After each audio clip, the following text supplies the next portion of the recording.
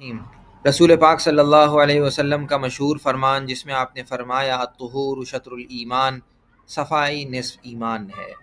تو صفائی نصف ایمان کا مطلب کیا ہے اور اس کا ماحول کے صاف رکھنے سے کیا تعلق ہے، یہ بہت واضح ہے۔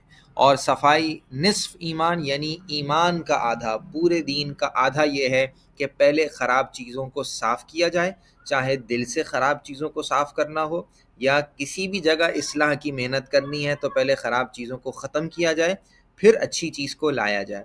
اور ماحول کو صاف ستھرا رکھنا اور اپنی ذات سے ایسا کچرا جو ماحول کو خراب کرتا ہے، اور ہمارے گھر کا کچرا یا ہماری ذات سے ہمارے جسم سے نکلی ہوئی ایسی چیزیں جس سے کسی کو بھی، چلنے والے کو، گزرنے والے کو، ماحول کو تکلیف ہوتی ہے، یہ انتہائی غلط بات ہے۔ حدیث پاک میں ہمیں یہ سکھایا گیا کہ صاف رہنا اور اپنے ارد گرد کی چیزوں کو صاف رکھنا۔ لہٰذا جس آفس میں بیٹھ کر کام کرتا ہوں اس کا صاف رہنا ضروری ہے، جس دکان میں بیٹھ کر کام کرتا ہوں اس کا صاف ہونا ضروری ہے، جس معاشرے میں، جس مارکیٹ میں میری دکان ہے اس مارکیٹ میں جہاں تک میری ذمہ داری ہے، جہاں تک میری چلتی ہے، جہاں تک میری اتھارٹی ہے، وہاں تک اس کو صاف ستھرا رکھنا ضروری ہے۔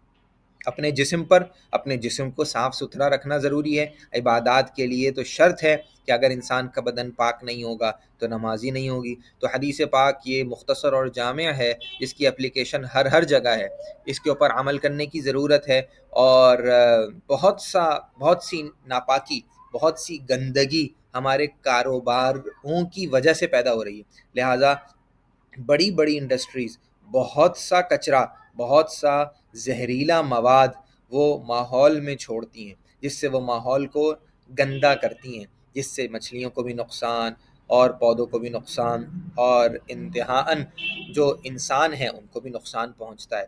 ہاں البتہ ایک نفع آ جاتا ہے، مال بن کر بکتا ہے تو نفع اس کاروباری آدمی کو مل جاتا ہے، لیکن ماحول کو نقصان پہنچتا ہے۔ حدیث پاک ہمیں یہ سکھاتی ہے کہ صاف رہنا ہے اور اپنے قریب کی چیزوں کو صاف رکھنا ہے۔ اللہ پاک عمل کی توفیق عطا فرمائے۔